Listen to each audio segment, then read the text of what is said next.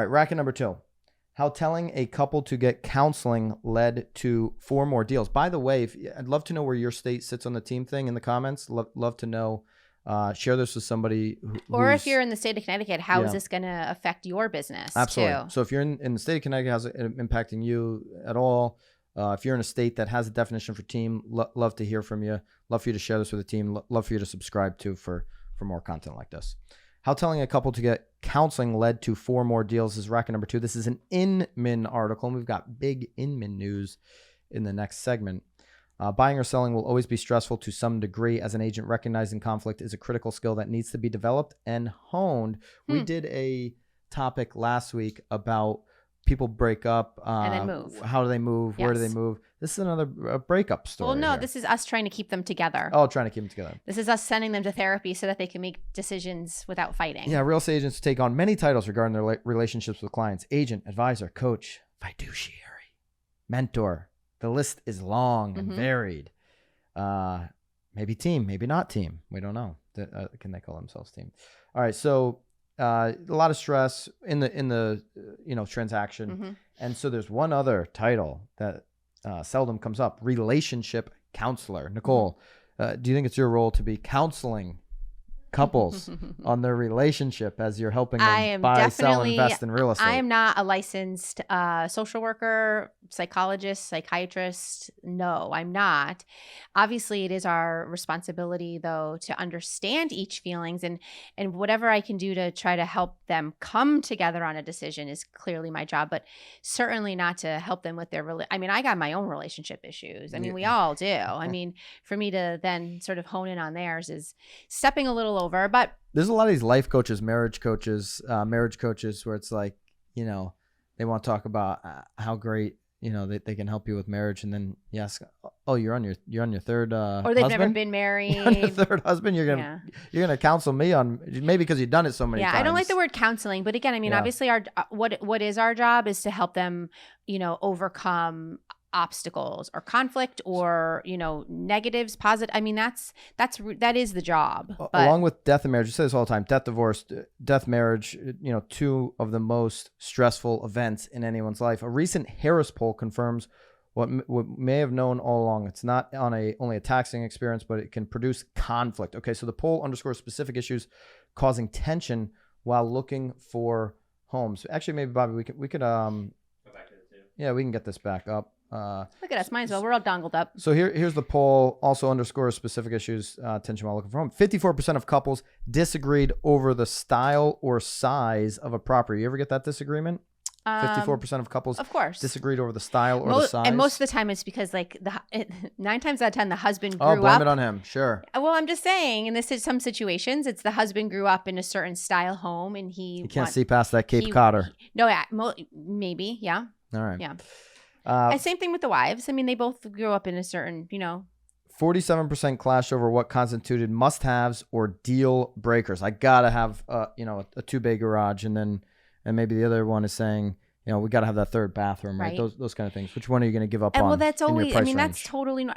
But even when you have a must-have, it doesn't mean you can afford it. So it's really making sure you're within your budget. Well, what you can usually do is you've got to give up one of the must-haves. If you always have to give up something of a second bay garage, or you have to go therapy over that. We have bigger issues. There you go. Yeah. 42% argued over location and neighborhood. Okay. That's a big one. I think that should be the starting point. Like, where do you guys want to be before we even look at homes? Where do you want to live? What's your locale? Well, I mean, that's the most important, unless you're running around like an idiot. 37% quarreled over budget issues. Yeah, for sure. Somebody wants to spend more money. 29% sparred over the condition of the home they were willing to buy. Hey, we can fix that. That's not a big deal. I'm okay with that. So there you go. That's the study. And these are common things. You hear this all the time. So here's the thing. The person that wrote this, which was for Inman, Carl Medford. Carl says, honestly, build relationships. In one extreme case, I recommend that a couple go, stop looking at homes. Stop. Time out. Here we go. Too much arguing here. And seek qualified marriage counseling. Now, this could have backfired. They could have then banded together and be like, you're going to tell me. You need the therapy. You're going to tell me, little real estate agent, oh my gosh, that I need to go get You've marriage known me for counseling? 5 minutes. I met you on Zillow. We've been together 20 years here, pal. Excuse me? Yeah. I'll find someone else. I didn't meet you on, what is it, Bumble? What's the one? Tinder? I didn't meet you on Tinder, bro. I met you on Zillow. Yeah, right. There you go. They took his advice, though, so he was safe there.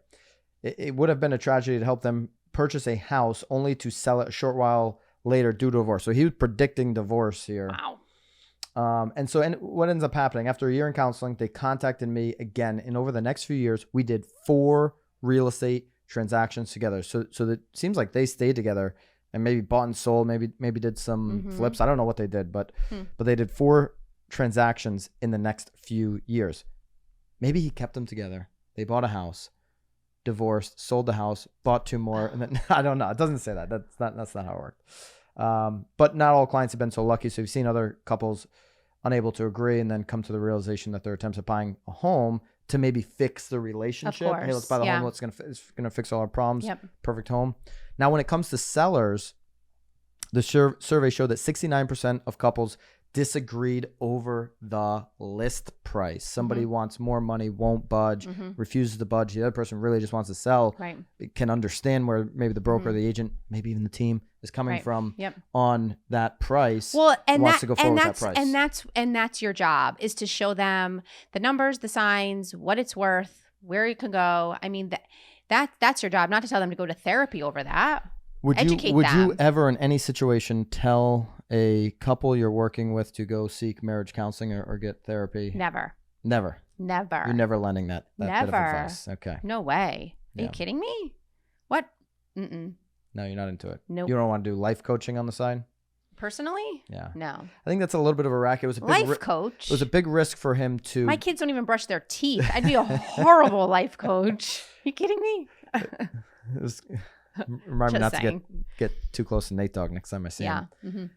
A little bit of a risk. It worked out for him in that situation. I could see it backfiring. I'm going to go at the end of the day, we are therapists. I agree. Yeah. I agree to that. But keep it in the transaction. Right. Hey. But I'm not recommending them go elsewhere. And I might say, listen, you guys can agree. A real estate transaction might not be the best thing right now. Right. Until we really have an understanding of what we want to buy. But I'm not going to go. Yeah, I'm not going to go recommending marriage counseling personally.